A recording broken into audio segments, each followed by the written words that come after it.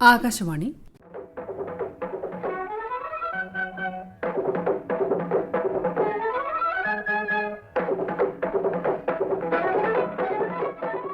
തിരുവനന്തപുരം പ്രാദേശിക വാർത്താ വിഭാഗം അവതരിപ്പിക്കുന്ന വാർത്താ Tharangini.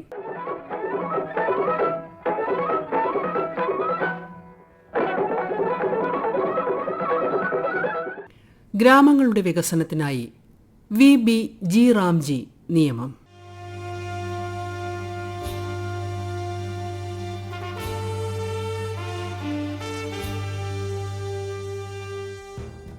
Viksit Bharat guarantee for Rozgar and Ajeevika mission Gramin VBG RAM G നിയമം അടുത്ത മാസം 1 മുതൽ രാജ്യത്തെ എല്ലാ ഗ്രാമീണ മേഖലകളിലും പ്രാബല്യത്തിൽ വരും. ഇന്ത്യയുടെ ആത്മാവ് കുടികൊള്ളുന്നത് ഗ്രാമങ്ങളിലാണ് എന്ന ദർശനത്തിലൂന്നി ഗ്രാമങ്ങളുടെ വികസനത്തിലൂടെ മാത്രമേ വികസിത ഭാരതം 2047 എന്ന ലക്ഷ്യം കൈവരിക്കാനാകൂ എന്ന ചിന്തയിൽ അധിഷ്ഠിതമായാണ് Viksit Bharat guarantee for Rozgar and Ajeevika mission Gramin എന്ന നിയമം 2025 ഡിസംബറിൽ കേന്ദ്ര സർക്കാർ പാസാക്കിയത്. നിലവിലുള്ള മഹാത്മാഗാന്ധി ദേശീയ ഗ്രാമീണ തൊഴിലുറപ്പ് നിയമം MGNREGA 2025 അന്ന് മുതൽ, അതായത് ജൂലൈ 1 മുതൽ റദ്ദാക്കപ്പെടും. ഗ്രാമീണ തൊഴിൽ ഉപജീവന മേഖലയിലെ സുപ്രധാന പദ്ധതിയാണ് VBG റാംജി. ഗ്രാമപ്രദേശങ്ങളിൽ സുസ്ഥിരമായ ഉപജീവന മാർഗങ്ങൾ പ്രോത്സാഹിപ്പിക്കുന്നതിനാണ് ഈ പദ്ധതി ലക്ഷ്യമിടുന്നത്. പദ്ധതിയുടെ ആസൂത്രണത്തിലും നടത്തിപ്പിലും ഗ്രാമസഭകൾക്കും പഞ്ചായത്തുകൾക്കും മുൻഗണന നൽകുന്നു.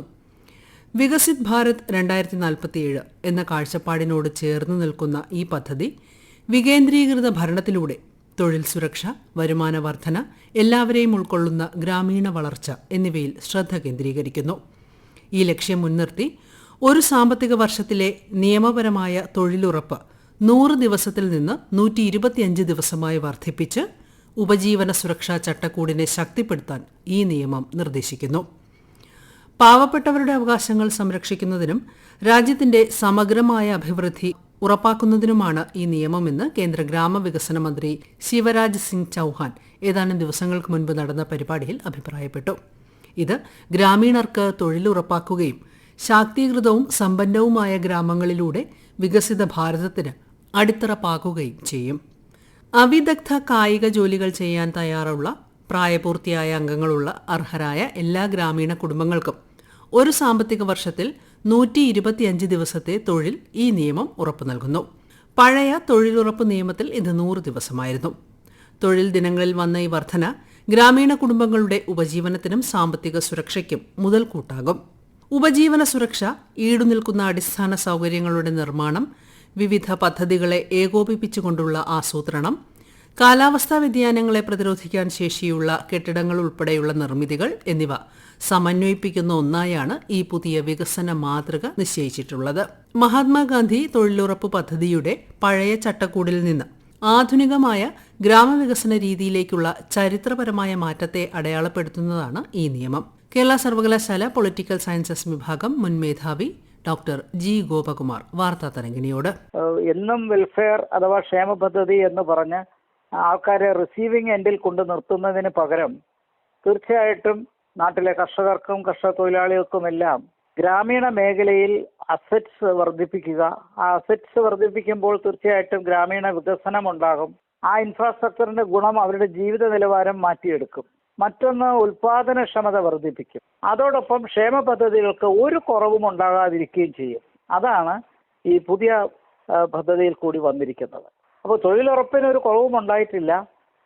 ക്ഷേമ പദ്ധതികൾക്ക് പിന്നോട്ടടിക്കുന്ന കാര്യമില്ല. കൂടുതൽ അലോട്ട്മെന്റ് തന്നെ വരുന്നുണ്ട് പഴയ കാലത്തിനേക്കാൾ. കാരണം സംസ്ഥാനങ്ങൾ കൂടി ഇതിൽ പാർട്ട്നേഴ്സ് ആവുകയാണ്, പങ്കാളികളാവുകയാണ്. ഏറ്റവും പിന്നാക്കാവസ്ഥയിൽ നിൽക്കുന്ന നോർത്ത് ഈസ്റ്റേൺ സ്റ്റേറ്റ്സും ഹിമാലയൻ സംസ്ഥാനങ്ങൾ ഉൾപ്പെടെ ഒരു 10ഓളം സംസ്ഥാനങ്ങൾക്ക് 90% കേന്ദ്ര ഗവൺമെന്റിന്റെ ഗ്രാന്റ് ആണെങ്കിൽ 10% സംസ്ഥാനങ്ങളുള്ളൂ. ബാക്കിയുള്ള 18 സംസ്ഥാനങ്ങളിൽ തീർച്ചയായിട്ടും 60:40 എന്ന അനുപാതത്തിൽ 40% സംസ്ഥാനങ്ങളുടെ 60% കേന്ദ്രത്തിന്റെയും എന്ന നിലയ്ക്കാണ് ഈ പദ്ധതി വരുന്നത്. ഇപ്പോൾ സംസ്ഥാനങ്ങൾ കൂടി പങ്കാളികളാവുമ്പോൾ അവർക്കുണ്ടാകുന്ന ഒരു നേട്ടം എന്താണ്? താഴെത്തട്ടിൽ അവർക്ക് നടക്കേണ്ട കാര്യങ്ങൾ എന്താണെന്ന് മനസ്സിലാക്കി ഗ്രാസ് റൂട്ടിൽ നിന്ന് വരുന്ന നിർദ്ദേശങ്ങൾ പാലിക്കാനാകും. ആ നിലയ്ക്ക് അതിനെ ഫ്ലെക്സിബിൾ ആക്കിയിട്ടുണ്ട്. അതുകൊണ്ട് തന്നെ ഗ്രാമസഭകളും ബ്ലോക്ക് തലത്തിലും ജില്ലാതലത്തിലും വരുന്ന നിർദ്ദേശങ്ങൾ സംസ്ഥാന ഗവൺമെന്റിന്റെ മേൽനോട്ടത്തിൽ പുതിയ പദ്ധതികൾ കൊണ്ടുവരാനും അത് ഈ വിശാലമായ ഈ പദ്ധതിയുടെ പശ്ചാത്തലത്തിൽ ഇതിനൊരു അംബ്രല പദ്ധതി എന്ന് കണ്ടാൽ ഗ്രാമീണ തലത്തിലും ബ്ലോക്ക് തലത്തിലും ജില്ലാ തലത്തിലും ഇത് വേണ്ട രീതിയിൽ താഴേത്തട്ടിൽ നിന്ന് വരുന്ന നിർദ്ദേശങ്ങൾ വഴിയുള്ള പ്ലാൻസ് നടപ്പിലാക്കാൻ.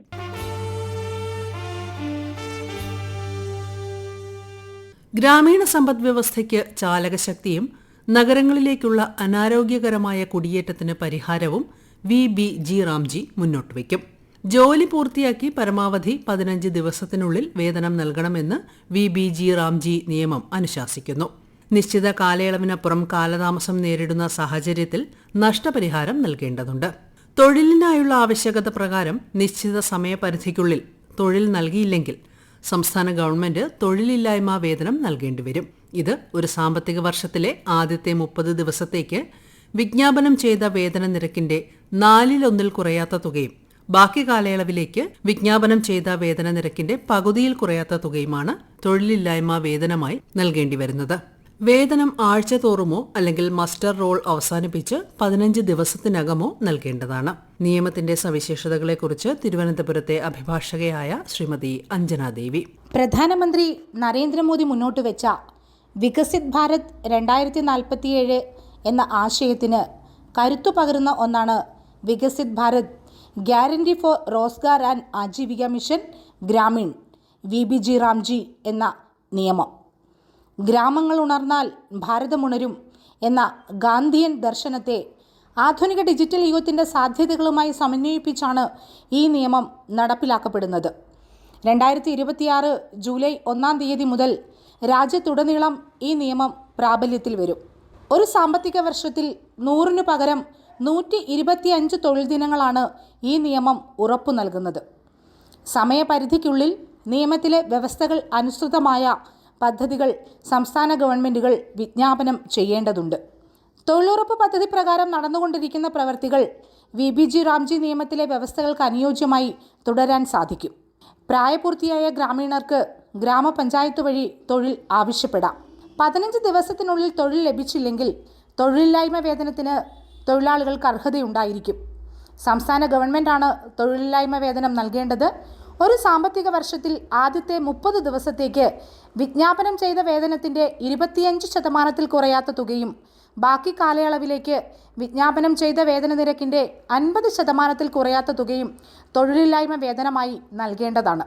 ഇടനിലക്കാരിൽ നിന്ന് ഗ്രാമീണരെ രക്ഷിക്കുക എന്ന ഉദ്ദേശത്തോടുകൂടി ജോലി പൂർത്തിയാക്കി 15 ദിവസത്തിനുള്ളിൽ ആധാർ ലിങ്ക്ഡ് ബാങ്ക് അക്കൗണ്ടിലേക്കോ പോസ്റ്റ് ഓഫീസിലെ അക്കൗണ്ടിലേക്കോ വേതനം നിക്ഷേപിച്ചിരിക്കണം എന്നത് നിയമം നിഷ്കർഷിക്കുന്നു.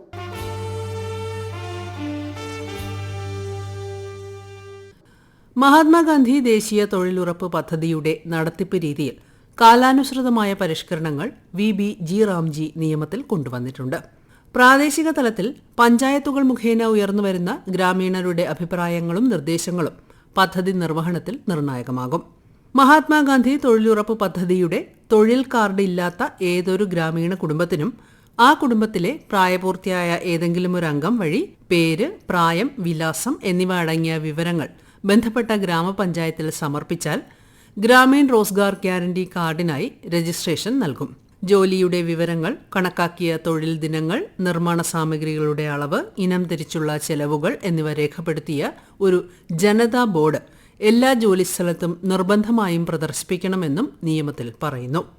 പാവപ്പെട്ട ഗ്രാമീണ മേഖലയിലെ തൊഴിലാളികൾക്ക് ഏറെ പ്രയോജനകരമാണ് ഈ നിയമമെന്ന് ഇടുക്കിയിൽ നിന്നുള്ള തദ്ദേശ ജനപ്രതിനിധിയായ ശ്രീമതി ആശമോൾ KK. ഇടുക്കി ജില്ലയിൽ തൊടുപുഴ താലൂക്കിൽ അറക്കുളം എന്ന പഞ്ചായത്തിലെ ഗ്രാമപ്രദേശമായ ജലന്ധർ എന്ന ഗ്രാമീണ മേഖലയിലെ ഒരു ജനപ്രതിനിധിയാണ്. എൻ്റെ പേര് ആശാമോൾ KK എന്നാണ്. എനിക്കിവിടെ ഏറ്റവും സന്തോഷത്തോടെ പറയുവാനുള്ളത് നമ്മുടെ നാട്ടിലെ പാവങ്ങളായ തൊഴിലാളികളെക്കുറിച്ചാണ്. അവരുടെ ജീവിതവും ജീവിതമാർഗവും 100-ൽ 80% തൊഴിലുറപ്പിലൂടെ മുന്നോട്ട് പോകുന്നതാണ്. ഇപ്പോഴിതാ 100 ദിവസങ്ങൾ തന്നിരുന്ന മഹാത്മാഗാന്ധി തൊഴിലുറപ്പ് പദ്ധതി എന്നത് 125 ദിവസത്തോടുകൂടി വികസിത് ഭാരത് റാംജി എന്ന പേരിൽ എത്തിയിരിക്കുകയാണ്. ജൂലൈ 1 മുതൽ പ്രാബല്യത്തിൽ വരുന്ന ഈ പദ്ധതി എല്ലാ തൊഴിലാളികൾക്കും ആശ്വാസമേകുവാനും ഈ സമയത്തിനുള്ളിൽ നിലവിലുള്ള തൊഴിലുറപ്പ് പദ്ധതി ചെയ്തു തീർക്കുവാനും രാജ്യത്തുടനീളം ഒരേ സമയം VBG റാംജി നടപ്പിലാക്കുവാനും സാധിക്കുന്നു. അപേക്ഷ നൽകി 15 ദിവസത്തിനുള്ളിൽ തൊഴിൽ നൽകിയില്ല എങ്കിൽ തൊഴിലില്ലായ്മ വേതനത്തിന് അർഹത ഉറപ്പാക്കുകയും ഇല്ല എങ്കിൽ നിയമ നടപടികൾ സ്വീകരിക്കുവാനും നമുക്ക് സാധിക്കും. തൊഴിൽ ചെയ്ത് 2 ആഴ്ചയ്ക്കുള്ളിൽ വേതനം ലഭിക്കുകയും അല്ലെങ്കിൽ കാലതാമസമനുസരിച്ച് വൈകുന്ന ഓരോ ദിവസവും 0.05 എന്ന നിരക്കിൽ ലഭിക്കുവാൻ അർഹതയുള്ളതുമാണ്. ഇതിൽ പഞ്ചായത്ത് നിർവഹിക്കുന്ന പ്രധാന പങ്കുകളാണ് കുടുംബങ്ങളുടെ രജിസ്ട്രേഷൻ, തൊഴിൽ ദിന അപേക്ഷ സ്വീകരിക്കൽ, പ്രവൃത്തികൾ നടപ്പിലാക്കൽ, പദ്ധതി രേഖ, പ്ലാനുകൾ സൂക്ഷിക്കൽ എന്നിങ്ങനെയാണ് പഞ്ചായത്ത് വഹിക്കുന്ന പ്രധാനപ്പെട്ട ചുമതലകൾ. VBG റാംജി എത്രയും വേഗം ജനങ്ങളിലേക്ക് എത്തിക്കുവാനും ഏറ്റവും നല്ല രീതിക്ക് മുന്നോട്ട് കൊണ്ടുപോകുവാനും ഗ്രാമീണ വികസനം മുന്നിൽ കണ്ടുകൊണ്ട് എല്ലാവർക്കും ഒത്തൊരുമിച്ച് മുന്നേറുവാൻ സാധിക്കട്ടെ എന്നാശംസിച്ചുകൊണ്ട് നന്ദി, നമസ്കാരം.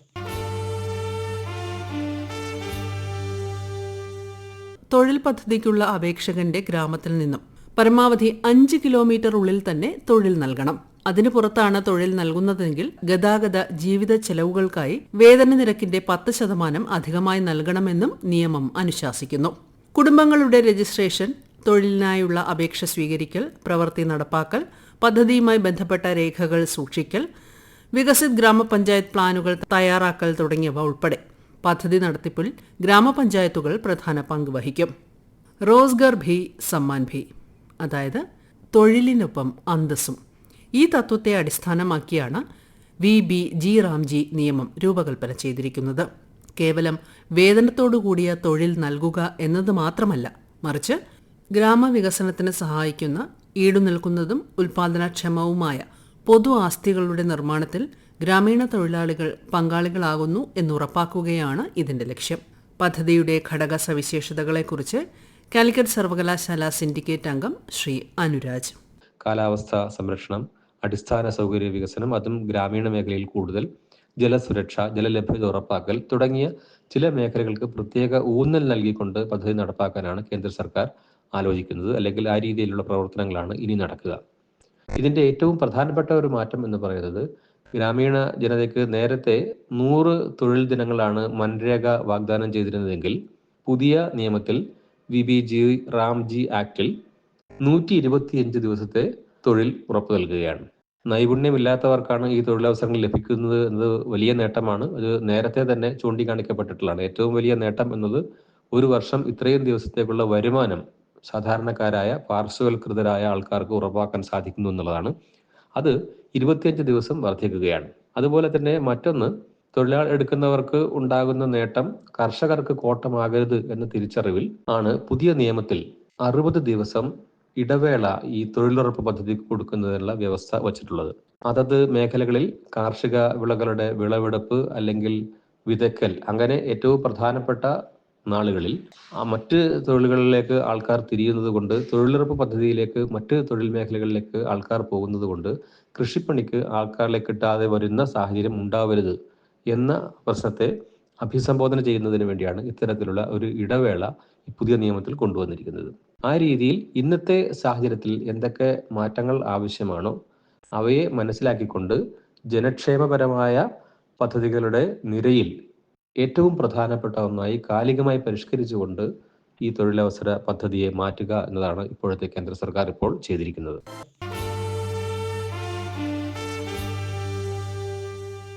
പുതിയ ചട്ടക്കൂട് രാജ്യത്തുടനീളം നടപ്പാക്കുന്നതിനായി ഇന്ത്യ ഗവൺമെന്റ് വിപുലമായ സാമ്പത്തിക ക്രമീകരണങ്ങൾ ചെയ്തിട്ടുണ്ട്. 26-27 സാമ്പത്തിക വർഷത്തിൽ ഈ പദ്ധതിക്കായി കേന്ദ്ര വിഹിതമായി 95,692 കോടി രൂപ നീക്കിവെച്ചു.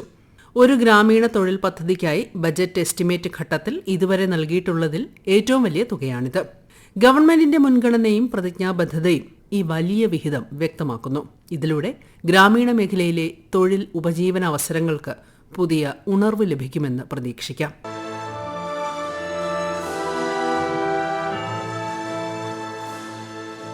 വാർത്താതരംഗിണി സമാപിക്കുന്നു. ഏകോപനം ലമി ജി നായർ. തയ്യാറാക്കി അവതരിപ്പിച്ചത് ലിൻസ സിറാജ്. വാർത്താതരംഗിണി ഇനി വ്യാഴാഴ്ച രാവിലെ 9 മണിക്ക്.